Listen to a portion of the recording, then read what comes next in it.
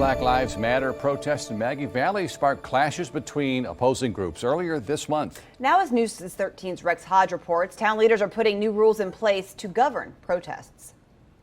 When Black Lives Matter and counter-protesters met here in Maggie Valley on July 18th, it became tense at times. In the mayor's words, even chaotic.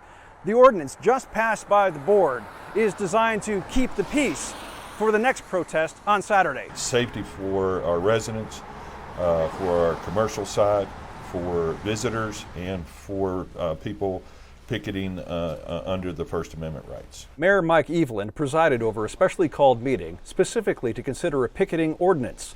A week and a half ago, opposing groups clashed, sometimes, the mayor says, in confrontational encounters. The new ordinance designates sidewalks and public parks as the places to march in single files, and for opposing groups to stay at least 25 feet apart. So that they can have their message heard and not be really up against each other and causing other issues. The police department is to get 72 hours notice before picketing. The ordinance laying out a framework for officers. They can disperse if necessary. Should things get out of hand? It allows them to ticket them. It's up to $200 and up to a certain amount of time in jail. Placards are not to exceed 36 inches. There can't be metal involved. These measures, the mayor says, are all for safety, noting many businesses closed during the last protest.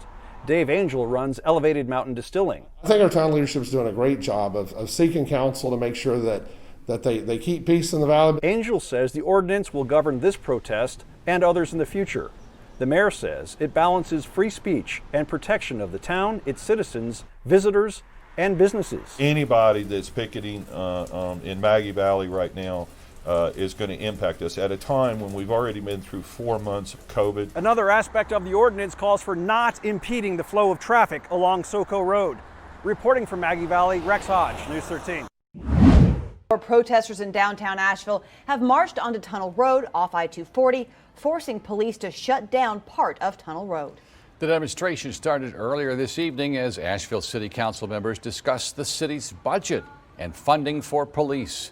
We have live team coverage tonight, the discussion and decision from City Council members and the protest over police funding. We begin with News 13's Taylor Young. Taylor, City Council passed a budget just hours ago. What does tonight's vote mean for the police department? Yeah, it means that it's not getting defunded and that its budget will remain the same for at least the first 3 months of the year, just like every other department in the city. While council has passed the city's annual operating budget, it's allocating only the first 3 months of funding for all departments, including APD. That means from now until September, the city is able to decide how departments will be funded for the remainder of the year. Leading up to tonight's meeting, activists were pushing for the city to defund the police by 50%. Councilwoman Julie Mayfield, who voted for the budget tonight, says while that might not happen to the full extent, tonight's vote puts pressure on the city to make adjustments to the police budget in the future. We've been telling people for 2 months that that this was the approach that we were going to take with the budget, and I just felt that to undo that at this point in the process would be a real breach of public trust. The vote passed tonight is putting the city in unnecessary risk in a couple of months. I think we should have allocated a full year budget given that we're in the middle of a fiscal crisis and a pandemic. I respect my other council members. I know why they did what they did. But again, I think the right thing tonight would have been to pass a full year allocation of the budget and to look at the police department and then amend the budget in September. Council member Vijay Kapoor is giving up his city council seat next week.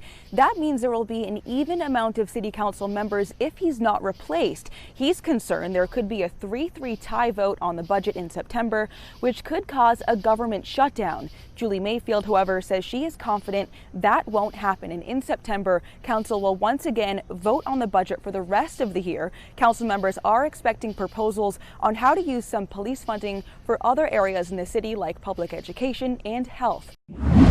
The unemployment rate for Buncombe County last month came in at 9.8%, dropping from the teens in May. Hotspots like the Biltmore Estate are bouncing back. If you are looking for work, head over to our website, WLOS.com. There you will find links to NC Works, which has hundreds of jobs available in our area. Standardizing the process for investigating and reporting officer misconduct. That's what law enforcement agencies in Buncombe County came together to do yesterday.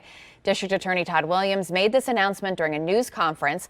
Law enforcement officers say it will clarify what needs to be reported and what doesn't.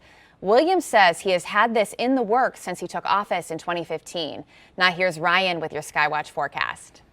Katie, happy Friday. Another warm day ahead of us today. We're looking at temperatures quickly warming into the middle 80s by lunchtime this afternoon. Another round of showers and thunderstorms, much more isolated than what we have seen over the last couple of days. Here's how it plays out for us on Futurecast. Looking for those storms primarily moving in after that 4 o'clock hour this afternoon, a few lasting into the evening time tonight.